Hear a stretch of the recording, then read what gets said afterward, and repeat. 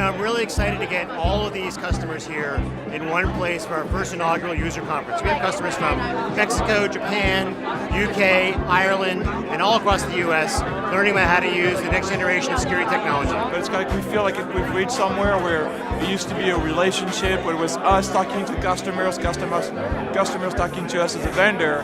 Now to get to talk to each other, that's pretty exciting to us. We feel like finally we have a vibrant community and they can feed each other, bring ideas with each other, and we've seen that happening today. Looking forward to what's happening tomorrow.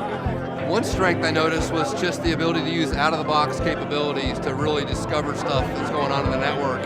And that's going to help our customers. We partner with Exabeam. It's going to help our customers to deal with the security context they need to better suspend access privileges where appropriate.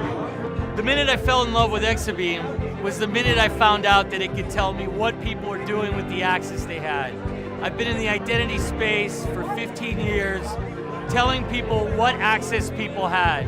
Now I know what they're doing with it, and it's a beautiful thing.